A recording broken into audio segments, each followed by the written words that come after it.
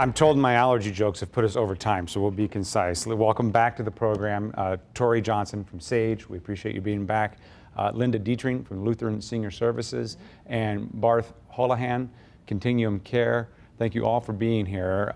Let's kind of continue on what we were talking about in Anne-Marie's package there with the silver sneakers, aging in a healthy way. We just saw some of the graphics there. My Uncle George likes to switch his watch on his arm every day and then put it upside down some days, and all of the brush his teeth with the opposite hand. Is there any validity to that in terms of stimulating the brain? Does that have an impact on our well-being? Certainly, there's studies that show that when you keep your brain active and you do things in different ways and you challenge your brain all the time, that you will maintain a healthy brain. So there is valid reason for doing that. And that can even continue when you start to become forgetful. Say you get dementia or Alzheimer's. If you're able to continue that stimulation and actively energize your brain and do different things, you can delay the deterioration of your brain. Mental stimulation, I think technology has a lot to do with that today. And when I see seniors with iPads and smartphones and Skyping their grandchildren, they have learned a whole new skill which has tested their brain and challenged their brain.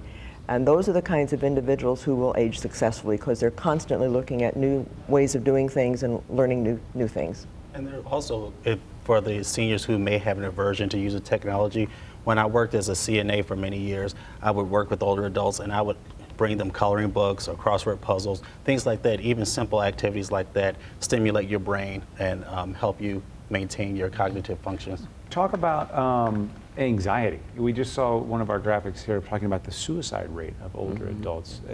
Are there different anxieties that come with aging? I think a lot of it, too, I mean, the highest suicide rate is with older men. So a lot of times you're stopping your career, your friends are starting to pass away, and it's very easy for people to just be isolated. And if you don't come out of your isolation and start to get involved in things and realize that you're getting older, and there's things that you need to do to continue to actively be involved in society, then you can really just start spiraling into depression. And we see that all the time.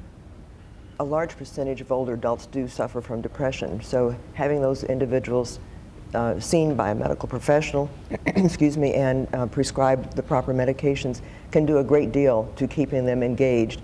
And staying engaged is one of the ways to stay healthy as an older adult, maintaining those social contacts, creating new social contacts. Volunteering is a wonderful way. I like to call it giving people a reason to get up in the morning, something that gives them some purpose and meaning in life. And if they stay engaged with people and organizations or volunteering in some way, that will definitely help fight off that depression that does happen a great deal with older adults. Do we have a role to play the younger generation too in terms of engaging our neighbors? Oh, I think definitely. I think most people feel they're going to end up in a nursing home, and that's less than 5% of the population. And so the majority of us are going to need neighbors and friends and family to help us live independent. And we just need to start having that dialogue because many people are in denial that they're ever going to need help, and the majority of us will need it. And denial is not good because then you're just being reactive to whatever disaster life throws at you. Environment does a lot to support people as they age.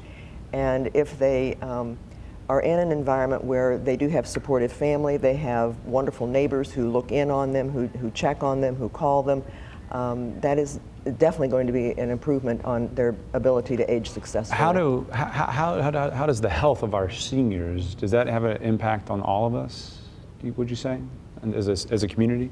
I think so, just because the number one caregiver right now is a woman that's between the ages of 40 and 65, caring for not only her parents that are aging, but also her kids. And that's the group that just really needs a lot of help, and we just need to come alongside and say, hey, it's okay to reach out to get help from outside organizations because you cannot do it on your own, else you're going to drive yourself crazy. Thank you all, I appreciate it. I promised I would stay on time, so thank you so much. I appreciate you being here. Let's go back to